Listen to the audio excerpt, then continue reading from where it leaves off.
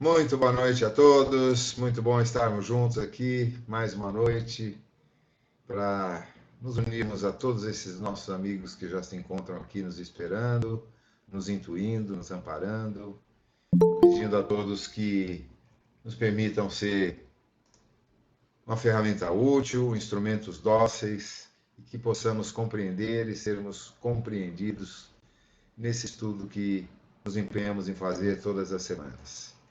Então, convidamos a todos para que se unam numa oração de gratidão à bênção de podermos estar aqui mais uma vez. Pai nosso que estais nos céus, santificado seja o vosso nome. Venha a nós o vosso reino, e seja feita a vossa vontade na terra, assim como no céu. O pão nosso de cada dia dai-nos hoje, Senhor. Perdoa-nos por nossas faltas, assim como devemos perdoar aqueles que faltam para conosco.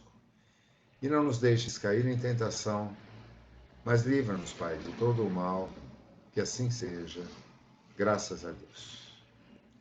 Muito bem, hoje temos um tema, como sempre, muito interessante. Estamos já no capítulo 14 do A Luz o Libertará, que trata da lei da compensação. Então vamos dar início aí com a Melissa, com a leitura desse texto. Então vamos lá. Boa noite a todos. Boa noite. Vamos. Lei da compensação. Quem ajuda os outros é ajudado. Talvez amanhã, talvez daqui a 1000 anos, mas será ajudado. A natureza precisa saldar a dívida. É uma lei matemática e toda a vida é matemática. Gente, eu não sei ler esse nome, não. É Gurdjieff. G.R. Gurdjieff. Isso.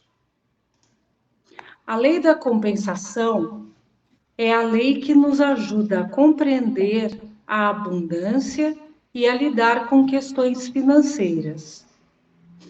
A lei da compensação é a lei de causa e efeito aplicada às bênçãos que nos são concedidas. Enquanto a lei de causa e efeito trata basicamente de acontecimentos, a lei da compensação trata dos ganhos materiais e espirituais que temos na vida. É na manifestação dessa lei que vemos os efeitos visíveis de nossos atos em forma de dádivas, dinheiro, heranças, amizades e bênçãos. Muitos de nós não recebem essas bênçãos por causa das crenças conscientes e subconscientes que dirigem os acontecimentos da vida de cada um. Para atingir a mestria em relação a essa lei e receber a abundância, é preciso interromper a consciência de pobreza que vem do condicionamento desta vida e de programações de vidas passadas. É preciso abandonar as gravações dessas experiências e começar a ver o mundo como um lugar de abundância, onde há o bastante para todos.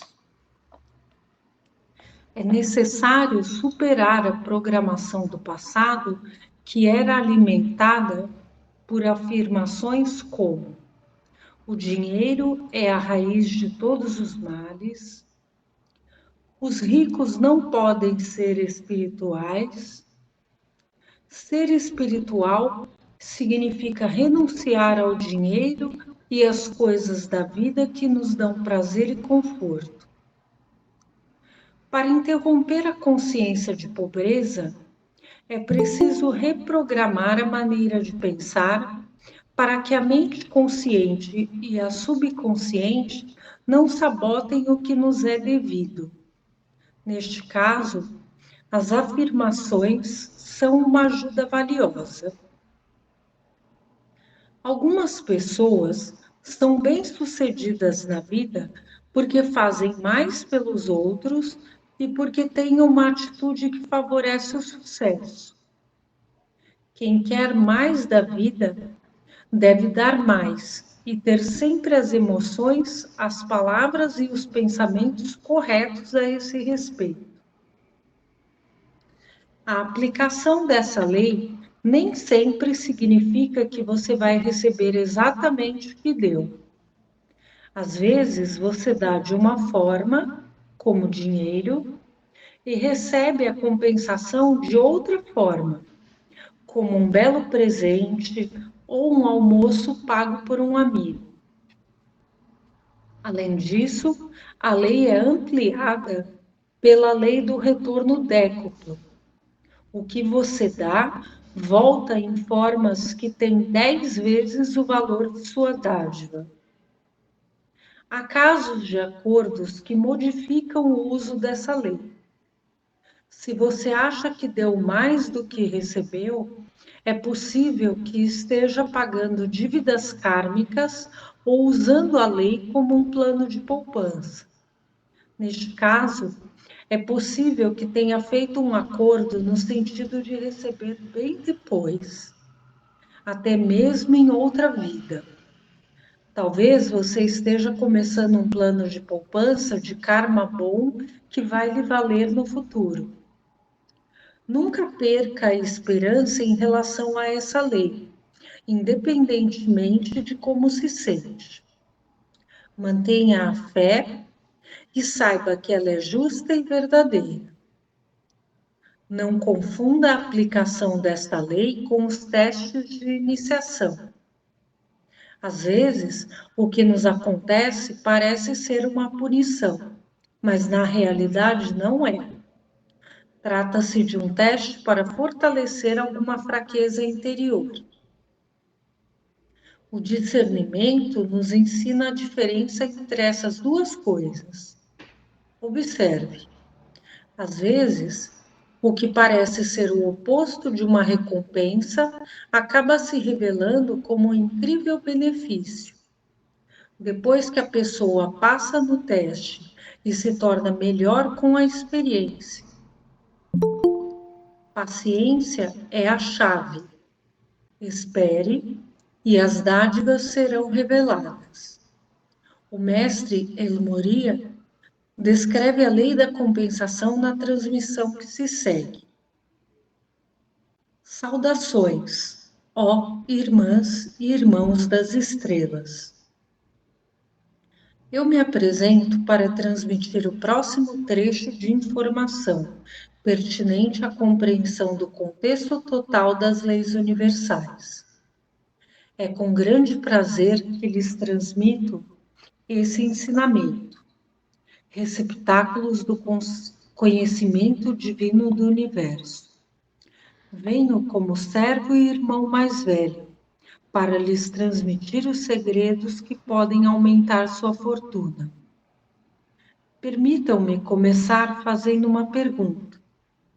Como posso servi-los? Começo assim para dar um exemplo do fundamento básico da aplicação da lei da compensação. A lei da compensação é uma extensão da lei de causa e efeito, na medida em que reflete as recompensas justas ou punições que as pessoas recebem pelas sementes que semearam. É uma lei precisa, com as próprias variações, que atua para dar a cada um mais do que se pode imaginar. Isso ocorre quando a alma se alinha com o eu superior a serviço dos outros. A lei da compensação envolve os atos de dar e receber. É a lei que garante que cada vontade seja atendida por Deus. É a manifestação da ordem divina em todas as coisas. E a lei que concede liberdade às mentes que trabalham para dissolver a consciência de pobreza e as necessidades insaciáveis. A lei é perfeita em seu desígnio. Diz basicamente que para tudo o que se dá haverá um retorno. Mas há uma particularidade dessa lei que nem todo mundo conhece. Essa particularidade é a lei do retorno décuplo, segundo a qual, quando uma pessoa aprende a dar de coração, o universo retribui com uma dádiva 10 vezes maior. Isso apoia a premissa de que é melhor dar do que receber. Eu transmito este conhecimento de coração, meus caros, e é de coração que pergunto: o que mais posso oferecer a vocês neste momento? Feito isso, como minha atitude, minha motivação e meu coração estão alinhados com a verdade, revelo a vocês agora que serei recompensado 10 vezes por esse oferecimento. Geralmente, a lei do retorno décuplo só começa a funcionar quando a pessoa libera medos que enviam mensagens do tipo: o que tem não vai dar. Outra condição que facilita a atualização dessa lei é a sintonia do campo áurico com as vibrações superiores de luz. Atingir uma frequência mais alta na luz eleva automaticamente o corpo, a mente e o espírito a uma dimensão superior, liberando assim a antiga programação que aprisiona a pessoa. Não dá para separar as leis de sua influência num universo de unidade em que tudo é um. Assim, é bom enfatizar que a compensação é também o reflexo do pensamento multidimensional de cada um. É o que diz o mais radiante ao explicar que o homem se transforma naquilo que pensa. Essa norma afirma que o que é colhido é a justa consequência de tudo que é semeado. A lei da compensação garante que tudo é justo e está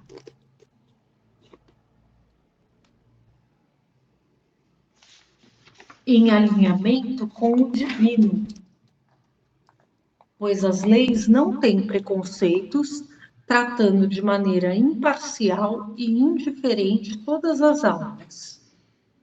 Cada alma é o próprio juiz no plano terreno, pois o livre-arbítrio estabelece as dádivas que serão concedidas a cada uma. Outro fator que entra em justa compensação é o cumprimento de promessas e contratos feitos entre as vidas. Cada alma que vem à Terra recebeu uma missão de Deus, mesmo que não saiba disso. Os contratos são firmados no etérico e revistos periodicamente em estados de sonho, estabelecendo padrões e medidas de desempenho para a pessoa encarnada. Quando as promessas são cumpridas, a alma é recompensada 10 vezes. É essa a marca dos que possuem o toque de Midas.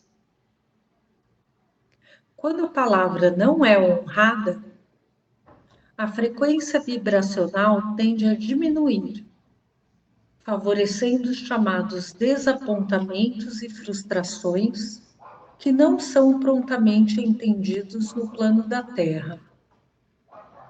Quando se entra em contato com a complexidade de todas as realidades dimensionais e frequências vibracionais que impactam a alma, é possível perceber que o alinhamento com a luz do eu superior é a única maneira de sair da sujeição. Tudo deve estar na verdade e na vibração mais alta para controlar o destino individual.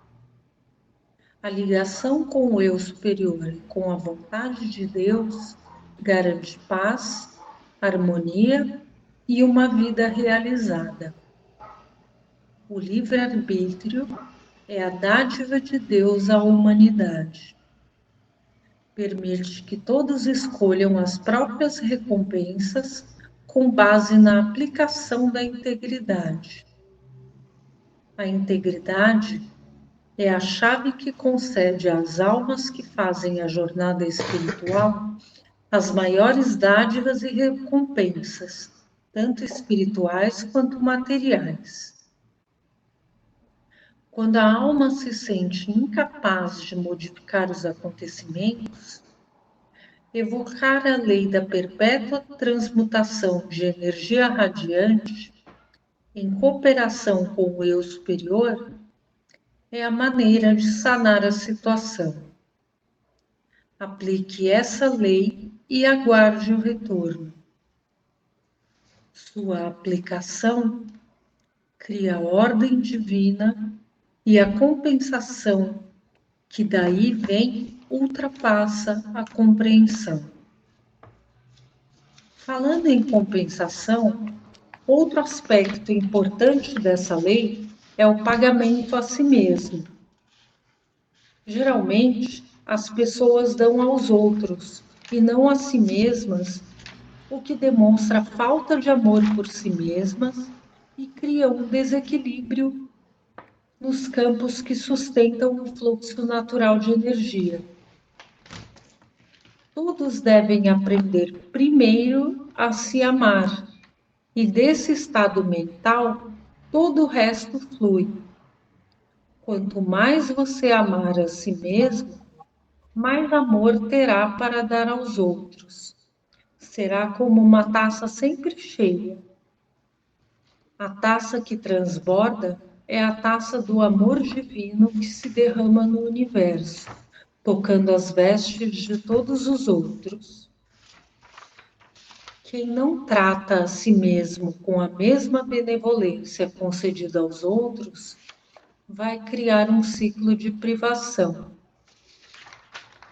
Para manter constante o fluxo de energia, são necessários atitudes, palavras, ações e pensamentos positivos.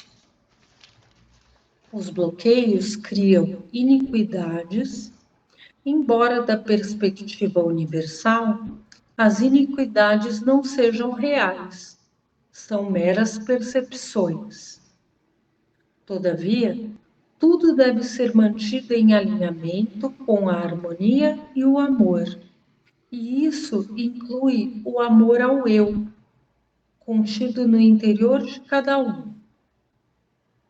Compensar demais aos outros é outro obstáculo ao delicado funcionamento desta lei. A psique humana é esperta e às vezes faz com que a pessoa acredite que quem dá mais tem mais valor. Assim, dar passa a ser uma coisa boa e nobre na medida em que corrobora o alto valor. Como já foi dito, dar de coração. E uma coisa nobre e é a ação que garante a liberdade. Mas, quando alguém dá pelo motivo errado, para compensar a falta de amor, por exemplo, então as energias ficam bloqueadas. Para manter a energia equilibrada, é preciso dar proporcionalmente a si mesmo e aos outros. Equilíbrio, equilíbrio, equilíbrio. Esse é o único acesso para a mestria. Se o equilíbrio é mantido em todos os momentos, juntamente com a verdade e a integridade, então a lei da compensação será realizada. Em honra do Deus interior, eu, El Moria, termino essa transmissão para o divino. Vão em paz. Resumo. A lei da compensação é a lei de causa e efeito aplicada a ganhos materiais e espirituais na vida. Seguem-se algumas características de sua aplicação. Não percebemos a abundância por causa de crenças e programações segundo as quais não é possível ser espiritual e gozar da abundância. Isso muda quando passamos a dimensões mais altas da mente. Recebemos dádivas e bênçãos de acordo com o grau de nossa capacidade de dar aos outros. As dádivas aos outros são recompensadas com um retorno décuplo, desde que tenham sido feitas de coração. É preciso amar a si mesmo para conseguir dar aos outros.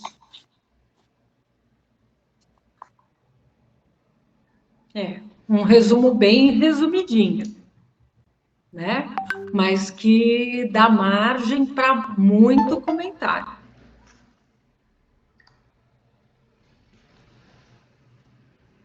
Eu acrescentaria o seguinte, que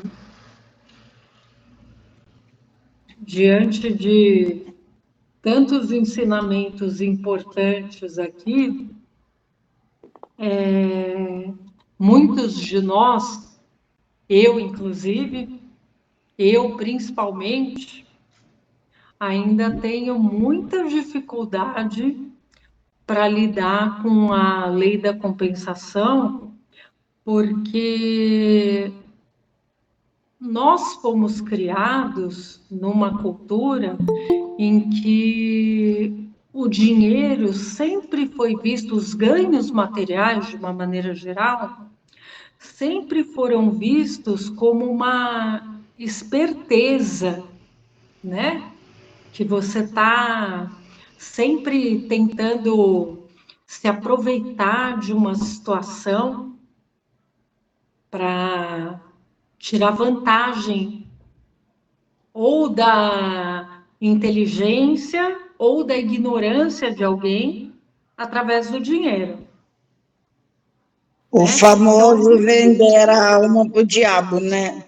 Que o povo Exatamente. fala. Então, é muito difícil a gente se desvencilhar dessa relação que foi plantada em nós, né? De que o dinheiro está sempre atrelado a uma sensação de que você está se aproveitando de alguém, seja para tirar vantagem sobre o que alguma pessoa tem de melhor do que você, ou de pior do que você, seja pela inocência, seja pela inteligência.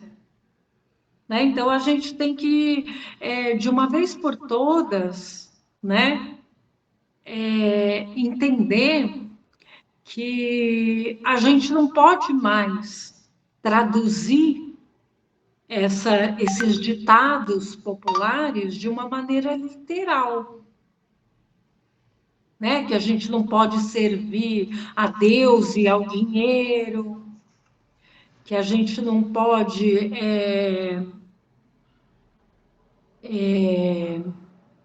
como se fala, ficar escravo do dinheiro. O que acontece é que a gente pode sim se permitir viver de uma maneira confortável, materialmente falando, porque o nosso mundo ele é de matéria e nós estamos aqui para poder transformar a matéria em nosso benefício.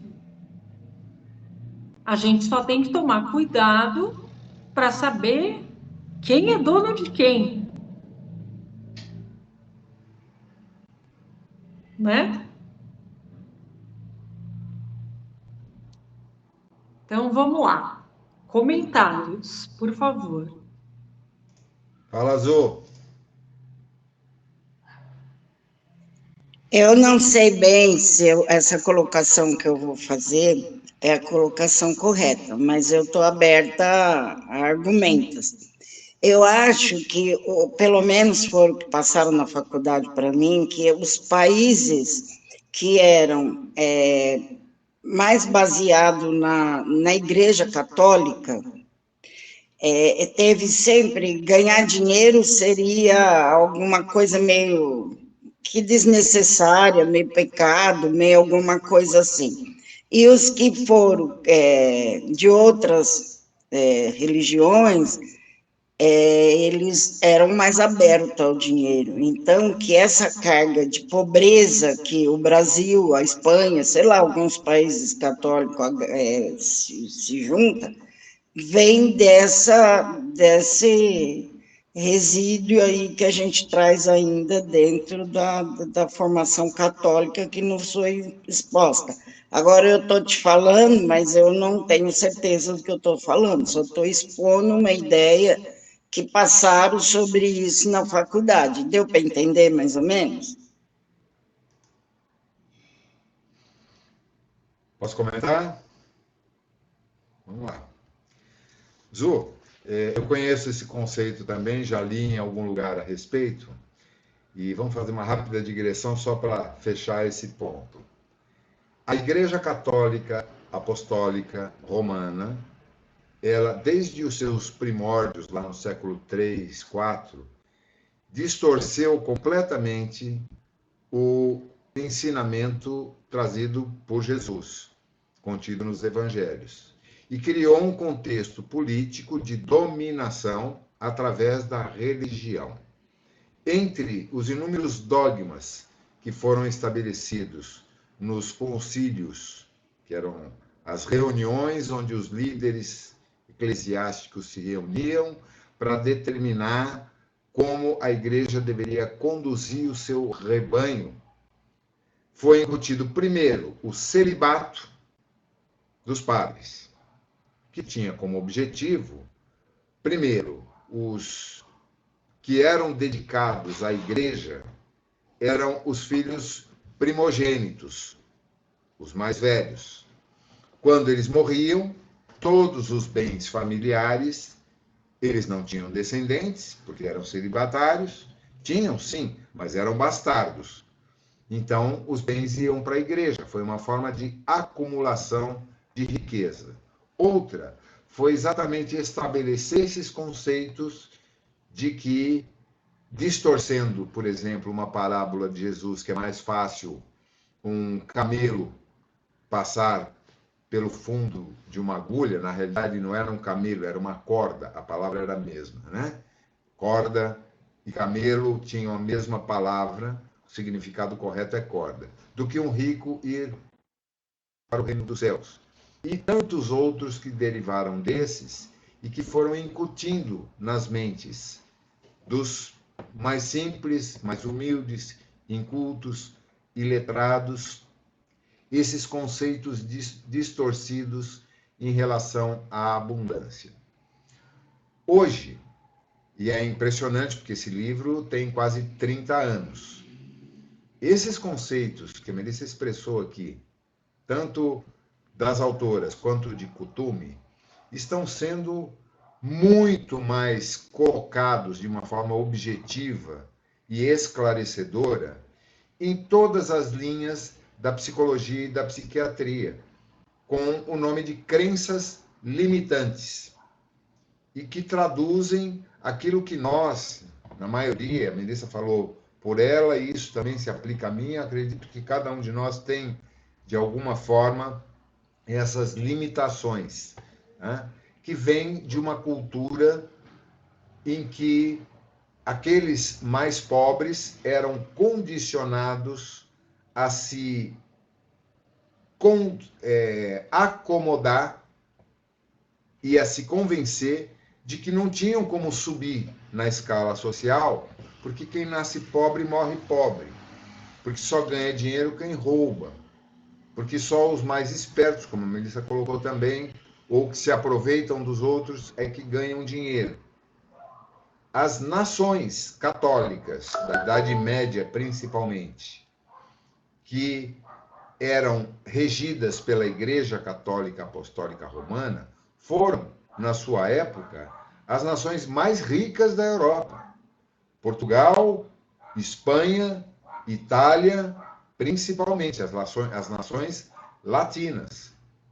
Aquelas que, depois de Martinho Lutero, se dissociaram da Igreja Católica e formaram o conceito dos protestantes, ou seja, aqueles que protestavam contra Roma, contra o Papa, os anglo-saxões, britânicos e todos os países nórdicos, eles se dissociaram muito desse conceito e, a partir daí, os seus cidadãos, mesmo os mais humildes, começaram a ascender na escala social, a subir na escala social.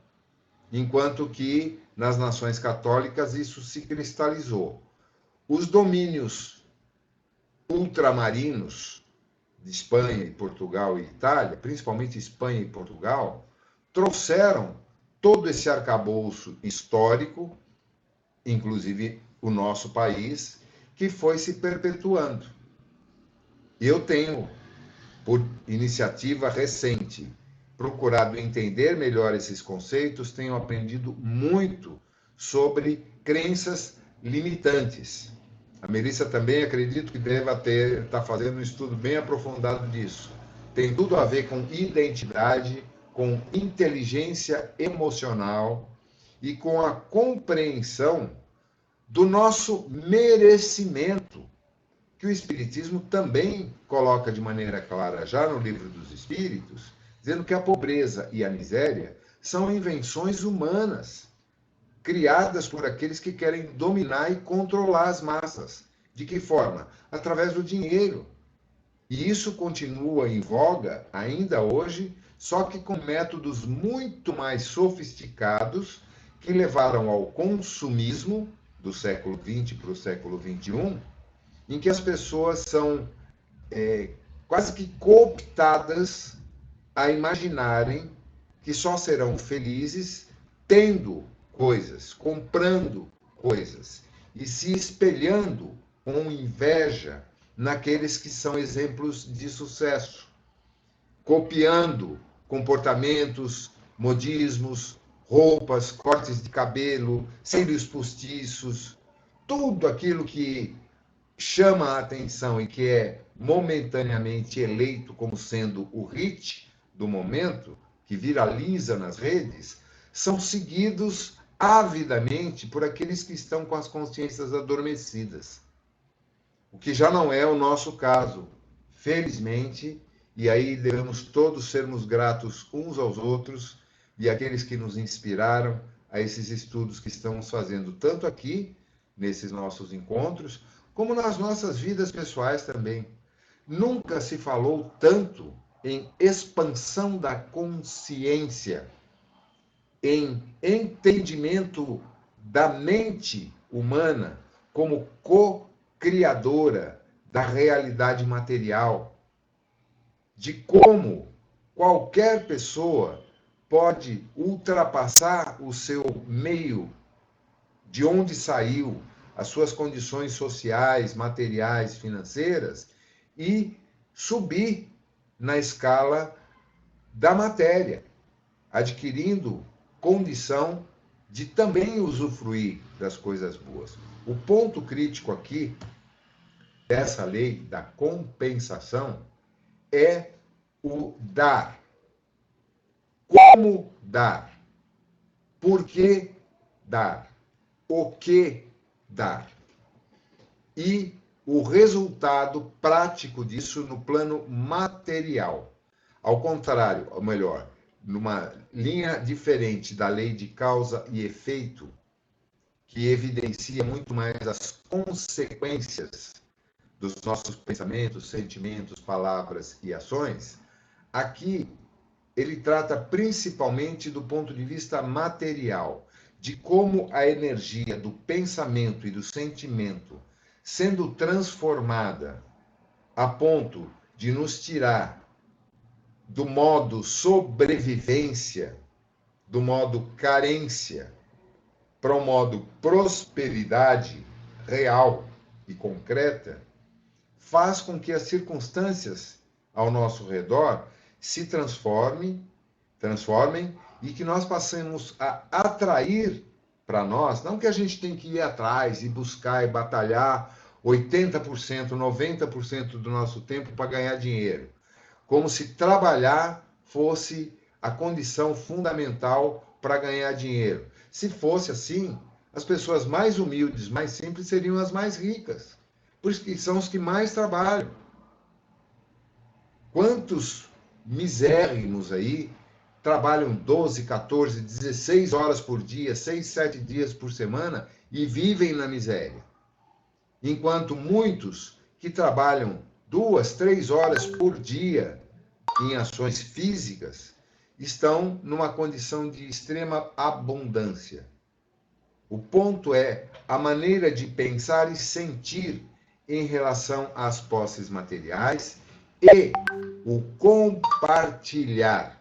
Dar é outra expressão para compartilhar. Não apenas no sentido da caridade material, e isso nós temos evidenciado muito também nos nossos estudos, mas principalmente na caridade moral, no respeito, na atenção, na empatia, na compaixão daqueles que cruzam os nossos caminhos e se mostram em condições infinitamente mais precárias que as nossas. É claro que é importante, sim, compartilharmos recursos materiais quando temos em abundância. Aquele que tem muito e nada dá, sofre demais, porque acaba revertendo essa lei em seu próprio prejuízo. Ao contrário, aquele que, mesmo tendo pouco, se dispõe por compaixão e empatia, não por arrogância ou vaidade, mas por verdadeira vontade, sentimento de compartilhar, auxilia aquele que se encontra mais frágil naquele momento, recebe não apenas o equivalente, mas 10 vezes mais do que aquilo que doa. E aqui não pode se prender o raciocínio apenas a dinheiro ou a coisas materiais. Eventualmente, uma pessoa que é um grande doador de dinheiro para obras assistenciais ou que investe muito em ações que beneficiam muitas pessoas, pode receber de outra forma. Por exemplo, em saúde, em proteção diante da violência, em equilíbrio. Quem aqui assistiu a Lista de Schindler? 4, quem mais? Mário, né? É um exemplo clássico disso. Patrícia, quase todos. Quem não assistiu, eu recomendo muito esse filme. Além de ser belíssimo, o roteiro é fantástico, uma interpretação, talvez a melhor do... Nossa, deu branco o nome dele agora, daqui a pouco eu falo, para não perder. Liam Neeson. Liam Neeson, exatamente. É um exemplo clássico disso. Durante a guerra, um indivíduo que era um duro, ele não tinha dinheiro, mas tinha uma mente brilhante e ele tinha essa concepção de que ele podia, sim, fazer jus a tudo aquilo que o dinheiro trazia de bom. E ele se alinhou aos nazistas para ser fornecedor das forças armadas de Hitler, com várias fábricas, só que, paralelamente, ele começou a empregar judeus que seriam destinados aos campos de concentração ou de extermínio, que acabaram se mostrando depois, e ajudando essas pessoas a terem uma visibilidade diferente diante dos nazistas. Não, esses aí não pode matar nem mandar para campo de concentração, não. Eles estão sendo úteis para o esforço de guerra do Reich. E com isso, ele salvou milhares de pessoas. Disse, no final do filme, inclusive, tem uma cena tocante, real, de muitos dos descendentes e alguns dos sobreviventes daquele período que fazem uma homenagem a Schindler num local público, num cemitério público, levando pedras que forram o caminho e se torna um mausoléu em homenagem a ele, tamanha quantidade de vidas que ele salvou, compartilhando. Ele ganhou muito dinheiro. Com esse dinheiro, ele subornava os nazistas assim, assintosamente, dando presentes magníficos, régios aos oficiais superiores e conseguindo fazer o que ele queria, fabricando panelas, fabricando roupas, fabricando utensílios de toda a ordem, tudo aquilo que as forças nazistas precisavam. Ele montava uma indústria, juntava lá todos os judeus daquela região, levava como mão de obra barata, porém as tratava com decência, não como escravos, dava a eles condições de vida para aquela época e para as circunstâncias muito melhores do que as que eles teriam, mesmo que não fossem presos, e tratando-os como seres humanos. Inclusive, o seu principal administrador, contador, nas palavras da época, que era um judeu.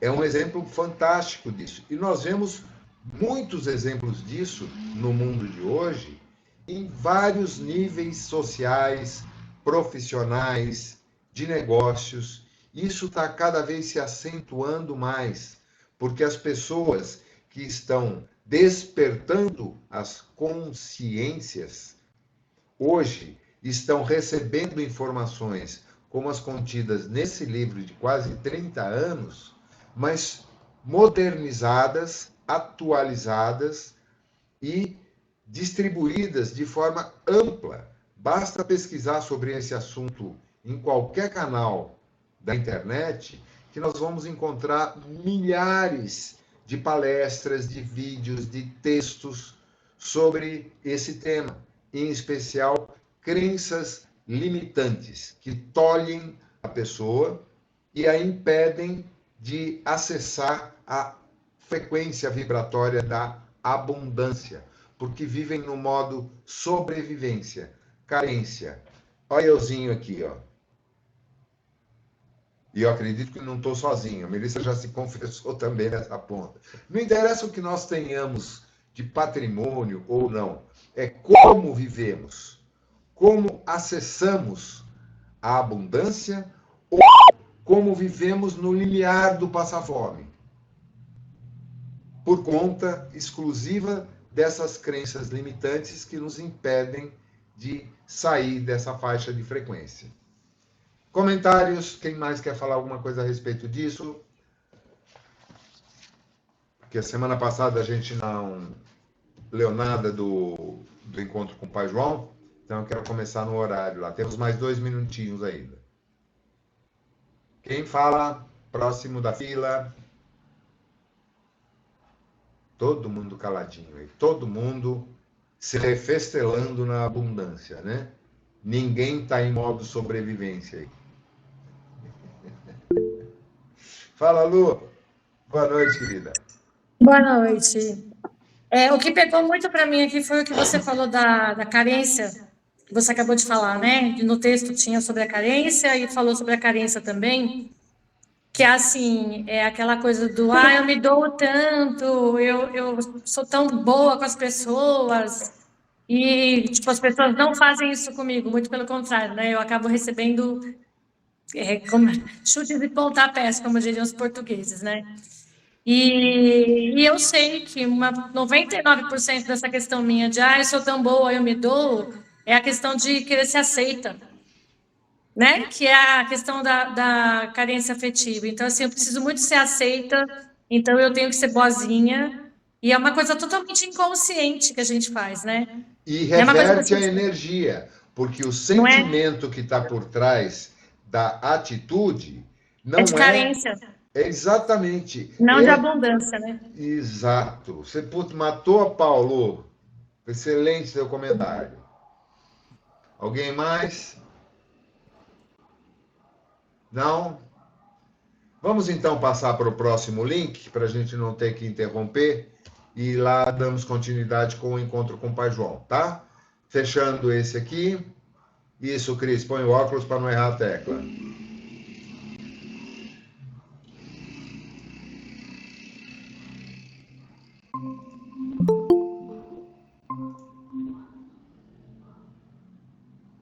Tudo bem contigo, Pedrão?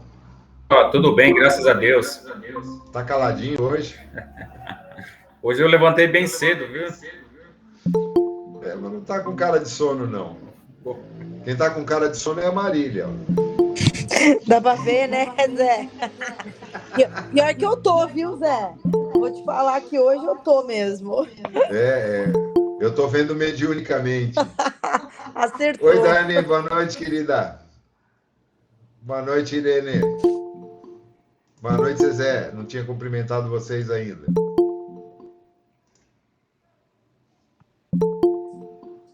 Boa noite, tudo bem com vocês? Também, graças a Deus.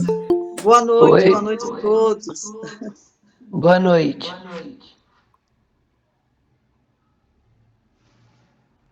Acho que está faltando só a Melissa agora.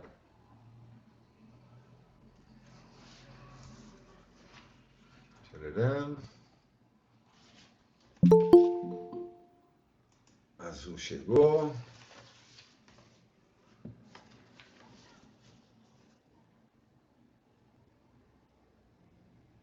A Melissa já chega. Então vamos lá. Nós havíamos parado aqui, como já fazem 2 semanas, né? Fica um pouco distante a continuidade, mas aqueles que têm o livro podem acompanhar esse capítulo de novo. É um bate-papo entre a Carminha, aquela enfermeira desencarnada, que atua como auxiliar de Pai João e que, de alguma forma, através das suas perguntas, vai levantando os temas, principalmente em relação ao caso da Sabrina. E aqui está se falando sobre, esse capítulo todo, fala sobre o planejamento do casamento, dos casamentos no mundo espiritual. E Pai João está explicando que... Pronto, chegou, agora não falta ninguém. E Pai João está explicando a todos, né, através da conversa com a Carminha, que a Sabrina, ela desviou um pouco da rota. O casamento dela não estava no planejamento kármico dela. Ela se casou porque ela queria, de alguma forma, sair de casa, estava deslumbrada, de alguma forma, atração física, mas não tinha nada a ver com aquela figura. E acabou atraindo para si uma pessoa que expressava o mesmo tipo de carência que ela tinha, mas que não tinha nenhuma afinidade com ela, nem do ponto de vista espiritual, muito menos kármico. Então, aí a Carminha está colocando também que na vida anterior dela, ela foi celibatária, ela passou a vida inteira sem se casar, né? Acabou indo para um convento, se transformou em freira, e teve algumas tentativas de relacionamento, mas sempre muito mal resolvida nesse campo. E agora, desencarnada, ela começa, através da história da Sabrina e das explicações de Pai João, começa a entender melhor também a sua condição enquanto encarnada e a condição atual, desencarnada, em relação a relacionamento. Meu Deus, acho que podia ser o meu caso. Tive alguns relacionamentos, mas ninguém me suportava, Pai João. Fui trabalhar de enfermeira no mundo físico, eu me enganei, não é freira, é enfermeira. E foi onde me dei melhor. Todos os colegas e pacientes eram meus parceiros. Brincava de ser a esposa de vários deles. Casamentos de brincadeirinha.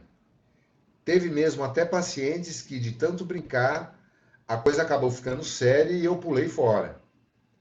Tudo tem sua hora, responde Pai João. Agora só na próxima encarnação, como dizem vocês espíritas. Sei lá. Nada disso. As coisas podem começar por aqui mesmo, ou seja, no plano espiritual. Por aqui mesmo? Como assim, Pai João? Não vai me dizer que... Sim, isso mesmo. Tem casamento aqui também. Nunca ouviu dizer que algumas pessoas se casam na Capela da Casa da Piedade, que é a colônia onde eles atuam, né? Pensei que isso era uma cerimônia para aqueles que já haviam se encontrado no plano físico. Não, Carminha. O casamento é também para aqueles que se encontram do lado de cá. Olha só, quando digo que parece que estou mais no mundo do físico do que aqui no mundo dos mortos, falo isso por coisas assim. Você tem razão. A vida muda muito pouco em termos de costumes e objetivos nos planos espirituais mais próximos da psicosfera da Terra. Casamentos mais sublimes, com costumes diferentes, só mais para cima, em planos bem mais elevados. E sexo tem também, do jeito que é na Terra? Exato. E como não haveria de ter? Só falta o senhor me falar que existe gravidez por aqui. Vou deixar você refletindo sobre o assunto, minha filha. Esse costuma ser o grande drama de quem perde o corpo físico. Na verdade, parece que nada mudou. Só lembrando aqui, Gasparetto, enquanto vivo, foi muito criticado e execrado por algumas comunidades espíritas quando ele se referia à vida sexual dos espíritos. E aqui Pai João está esclarecendo bem isso. O sexo existe, sim, em todas as camadas mais próximas ao plano material, tanto quanto no plano material. Mais uma vez, tenho que elogiar os espíritas. Com tanto conhecimento do que acontece aqui, devem ser os únicos que conseguem distinguir bem as coisas da vida. Nem sempre, Carminha. Ter conhecimento é algo muito arriscado para espíritos com nível moral semelhante ao nosso. O orgulho costuma contaminar muitos espíritos com arrogância e pretensão quando o assunto é relacionado às coisas do espírito. São muitos os companheiros de espiritismo que, ao desencarnarem, não acreditam no que veem por aqui. Alguns chegam a supor que estão sendo ludibriados. Muitos idealizam um plano espiritual à moda pessoal e acreditam que sabem tudo e que detêm todas as respostas, ainda mesmo quando estavam no mundo físico. E ao chegar aqui, querem que tudo aconteça conforme a vida mental de cada qual. Olha, eu me lembro de várias obras espíritas, ou não, que relatam casos assim. As pessoas, por exemplo, leem Nosso Lar e imaginam que colônias espirituais devem ser idênticas ao Nosso Lar. Só que não podemos esquecer que Nosso Lar, relatado por André Luiz, era a expressão de 1940, no início da Segunda Guerra Mundial. Imaginemos o nosso plano físico, o quanto mudou nesses 80 e poucos anos. Ora, no plano espiritual, a evolução é ainda muito mais ampla. Então, é natural que as coisas lá estejam hoje completamente diferentes do que foram relatadas por André. A gente tem que ter esse conceito descongelado daquilo que a gente lê com a realidade de hoje. Assim como nós temos que também contextualizar todo o aprendizado que a gente tem nas obras, principalmente da codificação, e também nas obras de Chico e outros que escreveram já na primeira metade do século passado, para o que está acontecendo hoje. Tudo está em constante mudança e evolução. O que nós estamos vivenciando no plano material hoje, em termos de sociedade humana, é um pálido reflexo daquilo que está acontecendo lá. A reurbanização do astral inferior, que começou em meados do século passado, hoje já está quase que totalmente concluída. Aquilo que nós conhecemos como umbral, como astral inferior, na literatura, principalmente de André Luiz, mas também de outros autores daquela época, mesmo de Ramatiz, nos anos 50, 60, 70 do século passado, hoje já não existem mais. O Vale dos Suicidas, que é relatado por Ivone numa obra muito conhecida, também já não existem mais, segundo os relatos mais atualizados. Quem lê as obras psicografadas pelo Robson Pinheiro, através do jornalista Ângelo Inácio, Espírito, e veem o que está acontecendo, ou melhor, idealizam o que está acontecendo, apesar de muito romanceado, é uma expressão de um umbral altamente tecnológico e sendo cada vez mais desestruturado, reurbanizado. Não podemos nos esquecer que a grande maioria dos espíritos que se encontravam no umbral até algumas décadas atrás, hoje estão encarnadas, por isso que somos 8 bilhões aqui. O Haroldo brinca muito numa palestra, dizendo que o plano espiritual hoje está sendo o melhor lugar para se viver, porque lá está tranquilo, vazio, tudo sendo reconstruído, pintadinho de novo, reurbanizado. A encrenca está toda aqui, no plano físico. E é o que nós estamos vivenciando. Então é importante a gente estar atualizando esses conceitos mentais também. Ainda outro dia, na Casa da Piedade, atendemos a um irmão muito querido ao coração de Bezerra de Menezes. Quando esse companheiro conseguiu levantar-se do leito, depois de muitos tratamentos, foi levado a reuniões no salão, onde está aquela foto grande do nosso benfeitor, do Bezerra. Ao olhar para a foto, perguntou quem era. Foi dito a ele que se tratava de Bezerra de Menezes. E ele, numa atitude arrogante, disse que aquele não era ele, porque naquela foto ele estava mais jovem e sem barba. E que Bezerra, que ele conhecia muito bem, tinha uma barba longa. Ele não aceitava uma imagem como aquela, da qual, além de tudo, o querido benfeitor estampava um largo sorriso. Sabe o que fez o nosso assistido? Revoltou-se e começou a dizer que estava sendo enganado por nós. Começou a gritar e foi tanta a sua agressividade com os enfermeiros que teve que ser sedado e levado de volta às macas. Horas depois, indagado sobre a natureza da revolta, ele disse que Bezerra jamais se apresentaria com um sorriso daquele. Na concepção dele, aquele espírito era, no mínimo, um zombeteiro. Olha que impressionante esse relato.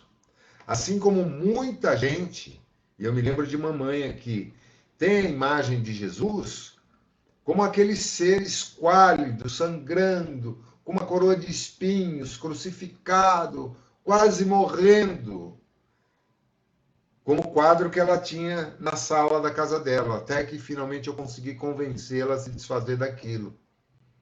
Falei, mãe, isso é a mesma coisa que você pegar uma foto de algum parente querido seu no caixão, mandar emoldurar e colocar na sala. Alguém morto. Você faria isso? Jesus não é aquilo, essa imagem dolorosa, sofrida. Não! Ele é amor, é alegria, é luz. É assim que a gente deve se lembrar daqueles nossos queridos que já se foram e também de todos aqueles que a gente, no nosso imaginário, consideramos como espíritos superiores.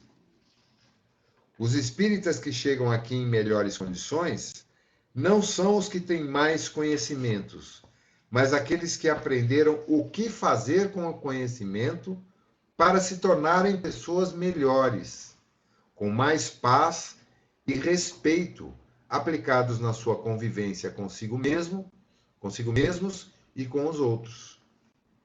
Existem hospitais e outras organizações no mundo espiritual com serviços especializados em tratar o choque enfrentado por pessoas com conhecimento espírita e que sofrem diante da realidade do mundo espiritual. Um dos mais conhecidos e respeitados é o Hospital Esperança, que tem como gestora Maria Modesto Cravo, o Dr. Inácio e o Eurípides Barzanufo. Mentes com expectativas muito claras e definitivas sobre o que os espera após a morte costumam ter mais dificuldade de adaptação do lado de cá do que aqueles que nada esperam ou não sabem o que esperar. Pelas informações e estatísticas realizadas no Hospital Esperança, vem crescendo acentuadamente a necessidade desse trabalho em função das ideias engessadas que muitos idealistas alimentam sobre a pátria espiritual. Todos nós, sejamos ou não espíritas, ao desencarnarmos, nos deparamos com muitas novidades e surpresas. Acho que não vou dizer mais nada, sabe? Tenho mesmo de me acostumar com essa relatividade de todo por aqui. Posso fazer uma perguntinha indiscreta, Pai João? Ela nunca deixa a coisinha aberta, né? Ela sempre pergunta mais alguma coisa. Claro que pode. Como o senhor sabe todas essas coisas sobre o planejamento reencarnatório de Sabrina? Tive acesso à sua ficha reencarnatória. E onde fica essa ficha? Nas esferas mais elevadas que a nossa. O senhor foi até lá? Não. Sempre que necessário, os servidores dos ministérios que controlam essas informações nos planos mais altos cedem as fichas às organizações espíritas que prestam socorro nos planos mais próximos à psicosfera da Terra e que precisam de tais informações. Assim, recebemos autorização para interceder pela jovem. Seria muito pedir que eu tivesse acesso à minha própria ficha reencarnatória? Posso fazer essa solicitação por você. Seu tempo de adaptação no mundo espiritual já ultrapassou todos os requisitos necessários para alcançar isso. Sua atividade na Casa da Piedade e sua dedicação aos serviços de amor nas enfermarias podem ser ótimas condições para que obtenhamos o acesso ao seu projeto da última reencarnação. Fiquei muito curiosa. Nunca havia pensado nisso antes. Enquanto não posso ter acesso à minha ficha, queria saber, por exemplo, se existe uma data certa no planejamento para se casar. Existem datas aproximadas. No caso de Sabrina, a previsão era em torno de uns 35 aos 40 anos.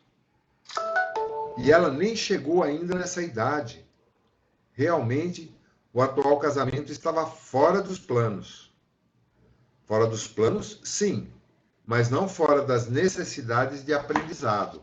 Repito. Deixa eu só espetar o carregador aqui, antes que a bateria arreie. Pronto. O Livro dos Espíritos, entre vários esclarecimentos sobre o tema, nos orienta, na questão 939, que a mais viva afeição entre dois seres pode se transformar em antipatia e mesmo em ódio, porque os que acreditam amar intensamente apenas julgam o futuro parceiro pelas aparências e que, ao viverem com as pessoas amadas, não demoram a reconhecer que só experimentaram um encantamento material passageiro. São aquelas atrações puramente físicas, passionais, sexuais. Esse encantamento material se expressa pela força magnética da atração física, pela carência afetiva, pela solidão que você mesmo experimentou com tanto sofrimento, pelo medo, que prevalece no caso de Sabrina, e em tantos outros apelos que levam as pessoas a se vincularem umas às outras, tendo experiências amargas ou bem-sucedidas. Porém, uma das maiores ilusões humanas é acreditar que esse encantamento material e passageiro é amor. Esse tipo de afeição precisa urgentemente de educação e mudança de comportamento nas relações entre as pessoas, a fim de gerar melhores laços de uniões que permitam mais estabilidade afetiva. Olha que profundo isso. Na mesma questão, não basta uma pessoa gostar de outra que supõe ter qualidades. Só vivendo com ela é que poderá saber. Isso também acontece em uniões que a princípio parecem que não vão dar certo, mas que acabam dando, em função das pessoas se conhecerem e por dedicarem duradouro e terno amor. É o espírito quem ama e não o corpo, e essa realidade dissipa a ilusão. Sobre temas ligados à convivência e ao desenvolvimento do afeto, vários aspectos precisam ser analisados para que nossas vidas e experiências se constituam sempre em aprendizado. Depois de tão importante troca, deixei que Carminha refletisse um pouco mais. A conversa com ela foi longa e a motivou a fazer suas buscas pessoais a respeito de sua ficha de planejamento reencarnatório. Em silêncio, buscamos novas atividades. E assim terminamos esse capítulo. O próximo, o 7, é sobre separação e cordões energéticos. Bom, hoje terminamos bem cedo a leitura, não vou iniciar esse outro capítulo. Eu acho que a gente pode aproveitar esses momentos aqui para bater um papo. Quem quer participar e se expressar um pouquinho, por favor, se manifeste enquanto eu vou fechar a janela aqui, porque agora esfriou.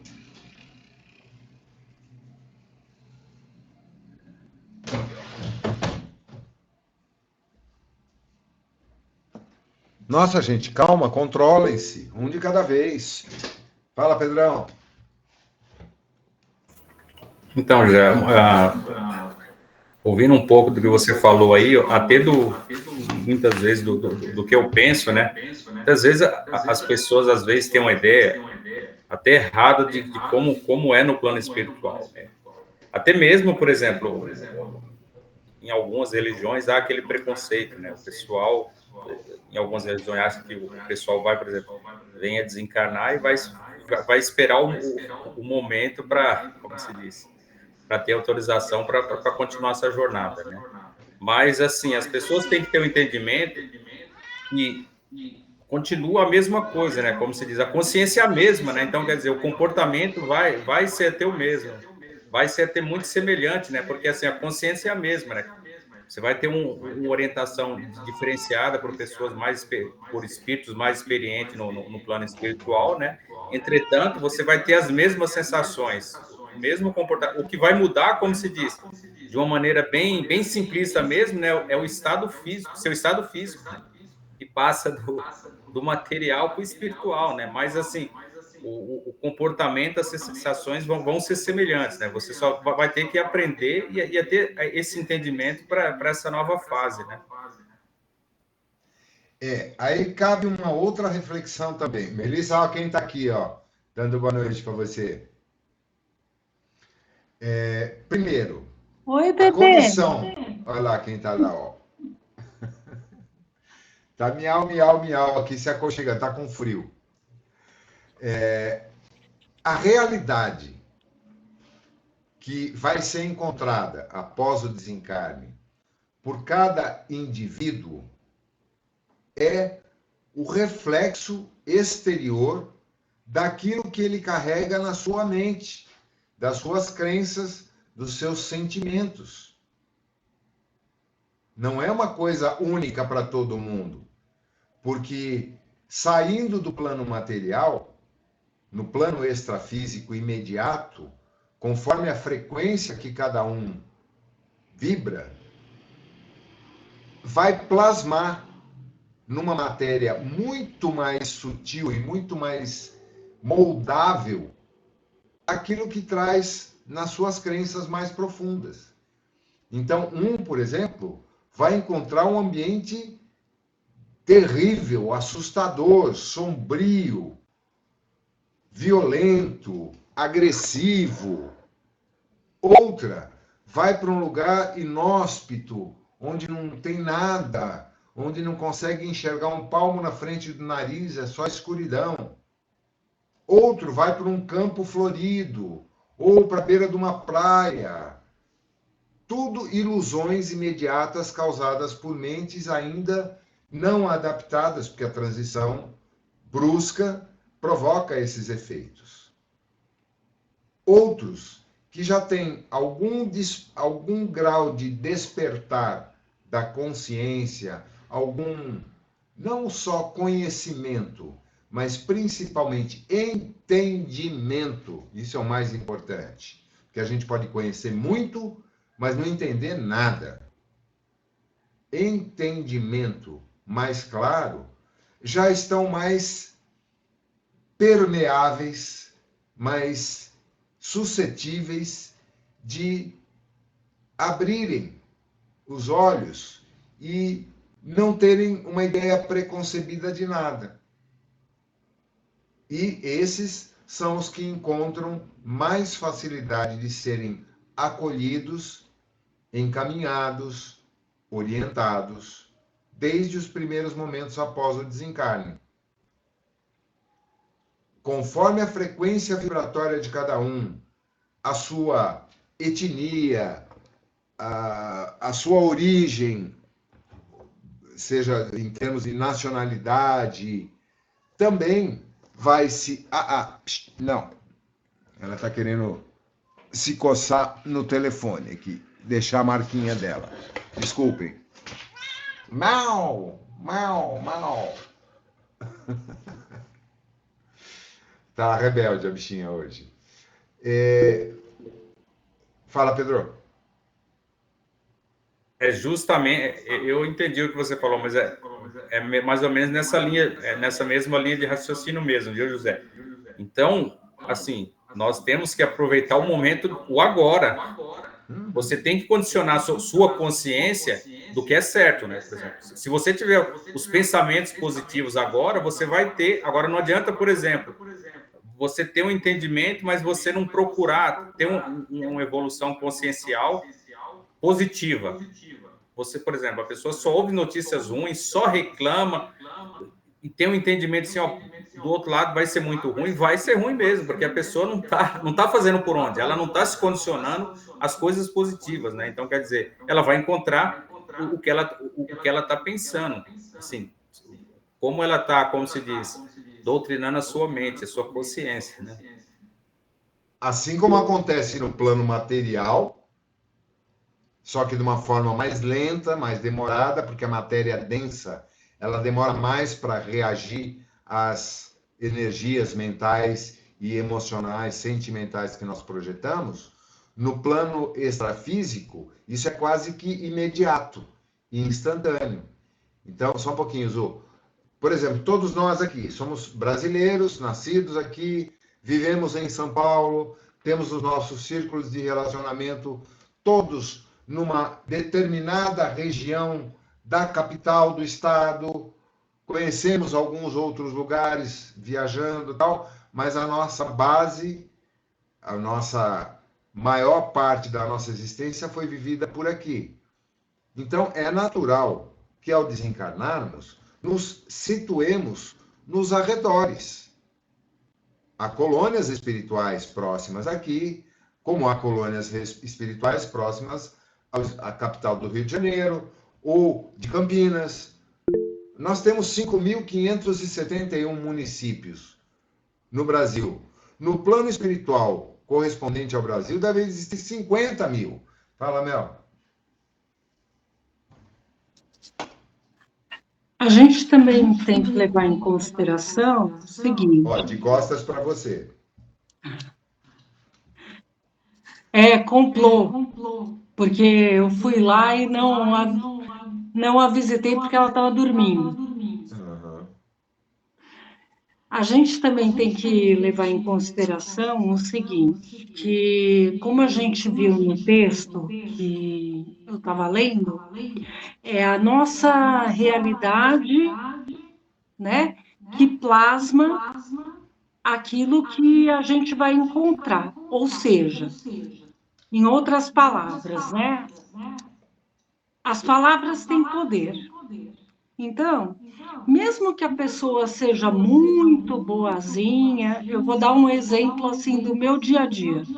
Eu tenho uma colega de trabalho, eu não estou mais trabalhando com ela atualmente, mas eu tenho uma colega de trabalho que, apesar de ela ser muito boazinha comigo, ela é aquele tipo de pessoa assim que você fala assim, oi, tudo bem e tal? Ah, sabe o que que é? Eu tô com dor, a minha vida tá ruim. Se tudo tem um porém, tudo tem um porquezinho, entendeu? Tá triste porque não tem namorado, tá com dor aqui, tá com dor ali. Ah, porque eu sou triste. Ah, você tá bem? Não. Ah, mas por que que não sei o quê? Sempre tem uma reclamaçãozinha, sempre Ó tem um vida, ó negocinho. dor, ó É, azar. exatamente. O hard. Exatamente isso. Nada tá bom, tudo poderia ser diferente. Entendeu? Se tá chovendo é porque tinha que estar sol. Se tá sol é porque poderia chover. É todo dia assim. Então a pessoa pode ser super legal comigo, mas nada tá Mas não é acontecendo. nada legal com ela mesma. É, exatamente. Ela nunca tá bem com ela mesma.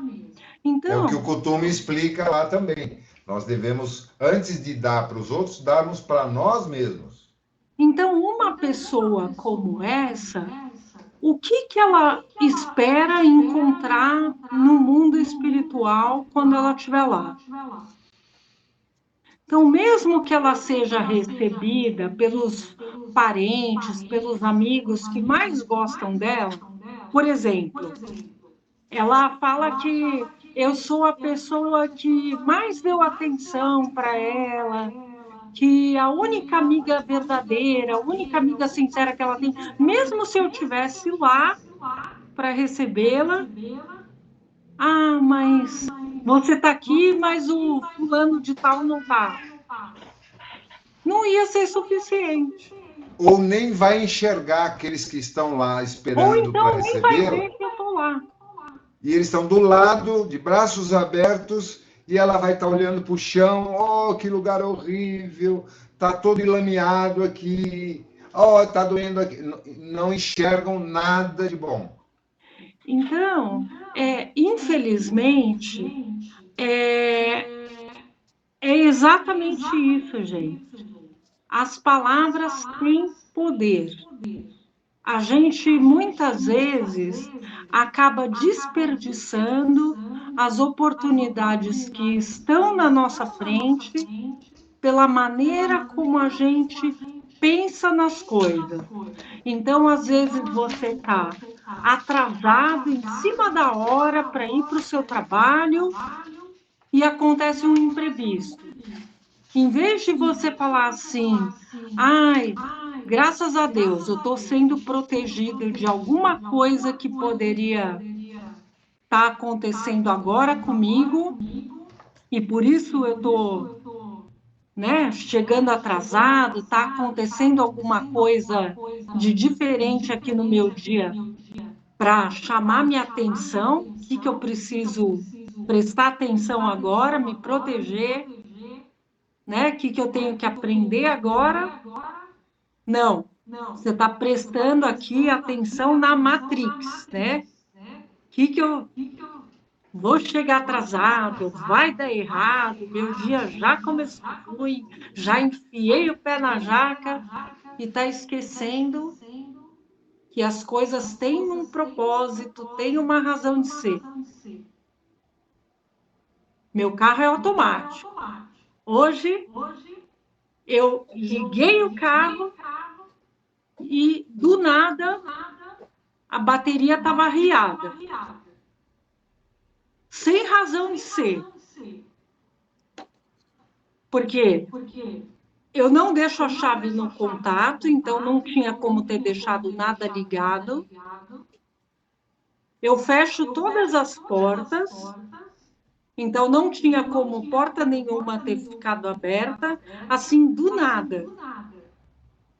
E eu ia sair, assim, no horário exato para não chegar atrasada.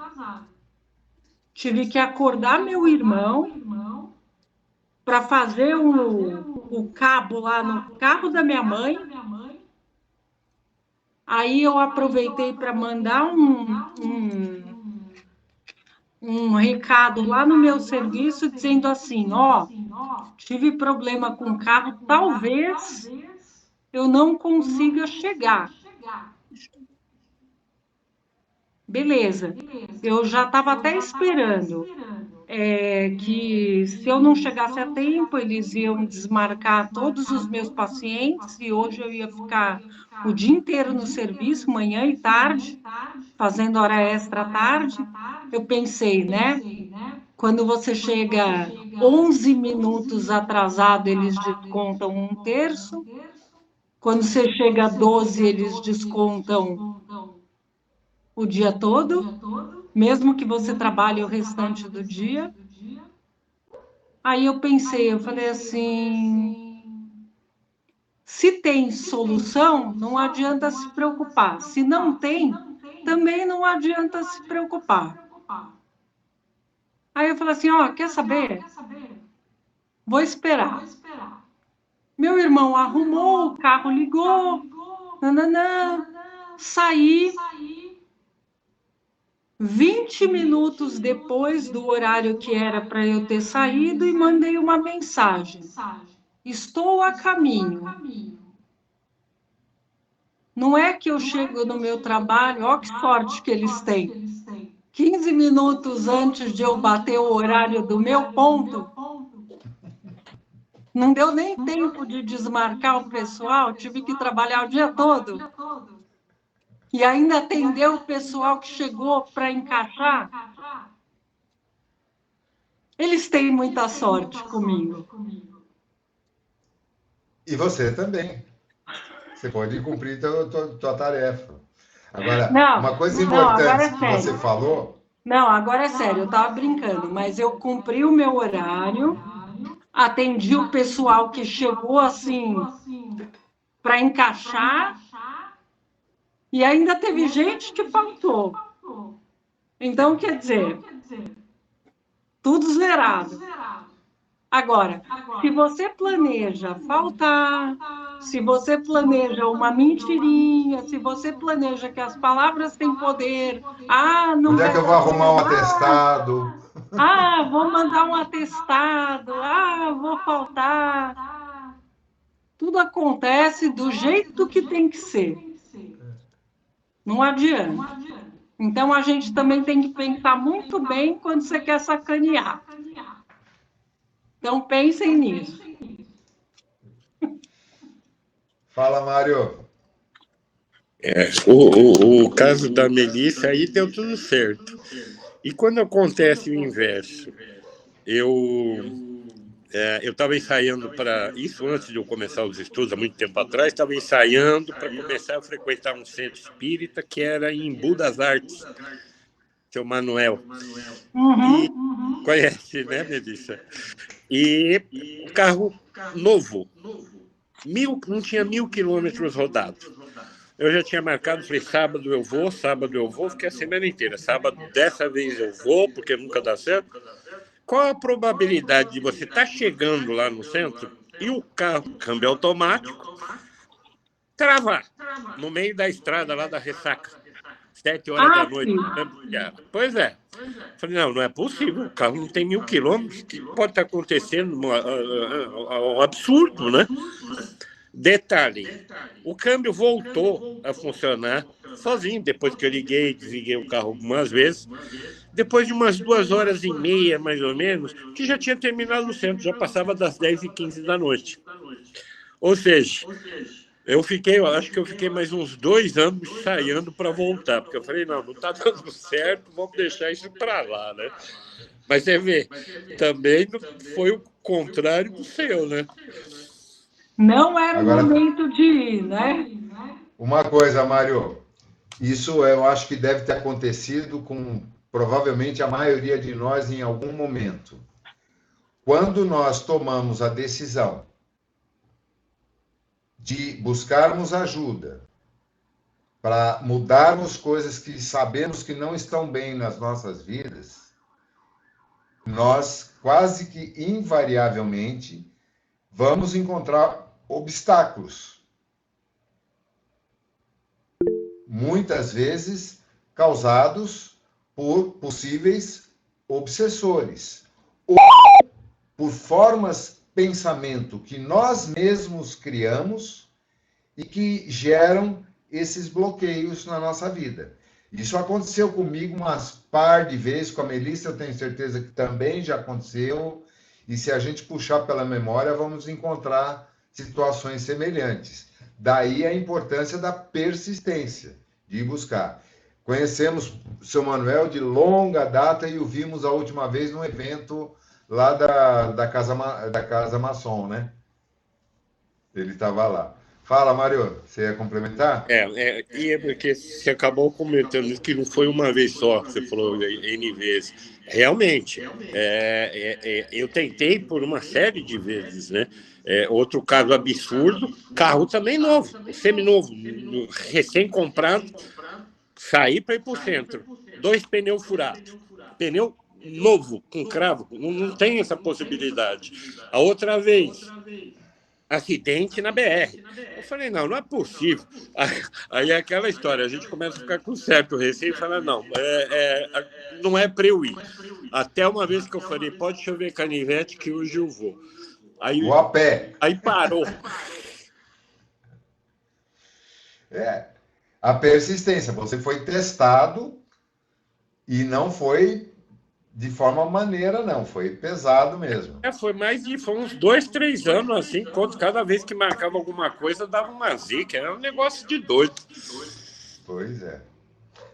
Bom, gente, estamos já no finzinho, faltam 3 minutos só. Alguém quer falar mais alguma coisa? Tá. A gente ainda vai ter Fala, Mel. A gente só tem que saber diferenciar, e aí é uma coisa de livre-arbítrio, né? Quando a gente está insistindo e quando a gente está persistindo. E isso, cada um de nós vai saber. Por quê? A gente tem como a manifestação mais simples e mais rudimentar de mediunidade a nossa intuição. Então, quando a gente tem o hábito de cultivar pensamentos positivos, ações positivas, palavras positivas, a gente vai ser intuído positivamente para aquilo que a gente tem que insistir ou desistir. Certo? O que é teimosia e o que é persistência, né? Exatamente. Então, a gente vai chegar a essa conclusão naturalmente. Devo continuar persistindo ou devo desistir? É só isso. E só complementando o que você falou, as palavras têm poder, não vamos nos esquecer das leis anteriores que nós estudamos, tá? Que as 4 manifestações de energia que temos enquanto encarnados são pensamentos, sentimentos, palavras e atos. Quando estão em desalinhamento, ou seja, quando dizemos algo que não está no fundo do nosso coração, ou quando pensamos algo, ficamos repetindo frases, afirmações positivas, mas não acreditamos naquilo, não está no fundo do nosso coração, ou quando fazemos uma coisa totalmente contrária àquilo que pensamos ou sentimos, falamos em desalinho com as nossas emoções, essas energias entram em curto-circuito. E se produzem algum resultado, geralmente não é dos melhores.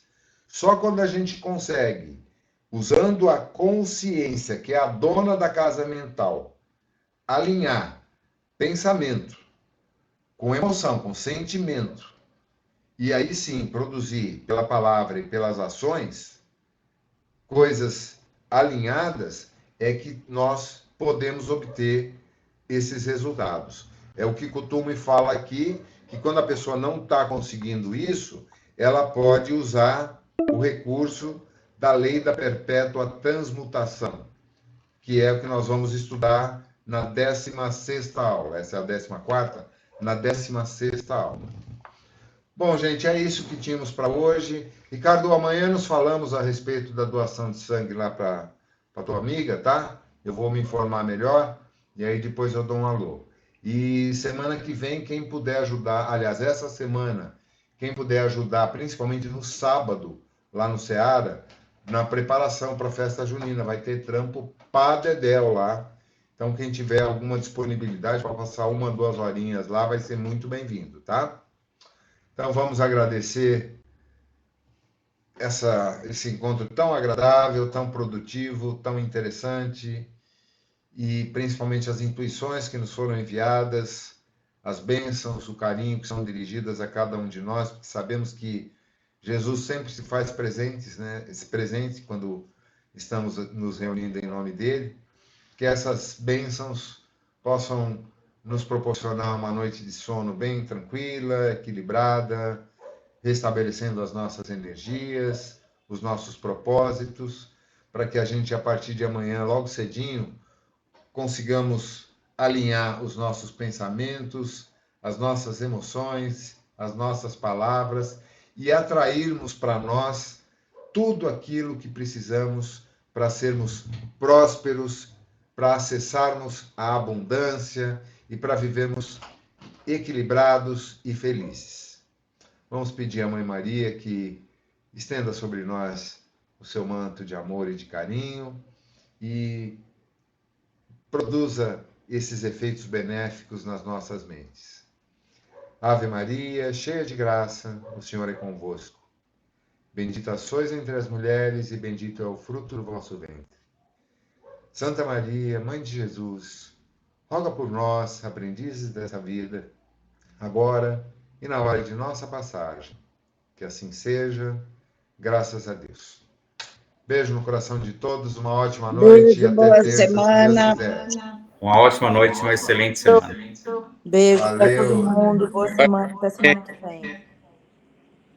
Mel, espera um pouquinho.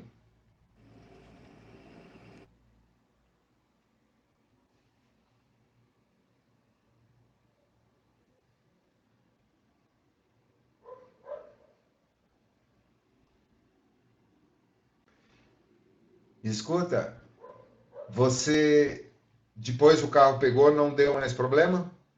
Não, Mas fica atenta, porque tem alguma coisa estranha aí, hein? Eu acho que seria bom até você, eventualmente, consultar no manual ou na concessionária.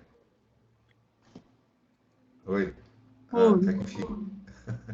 Ou na concessionária, porque isso é parte da central de comando, do módulo de comando.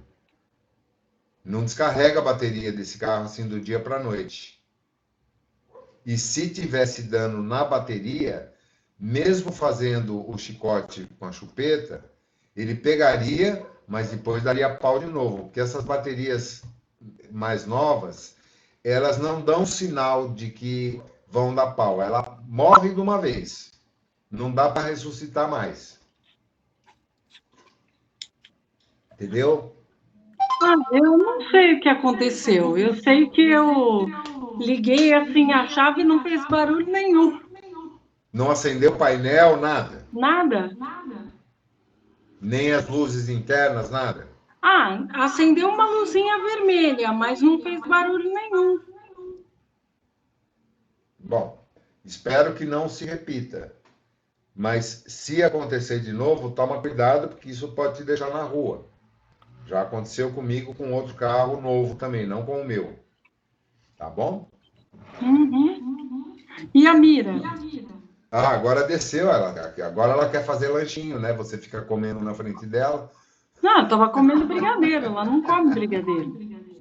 Ah, mas para ela não interessa, você está mexendo a boca.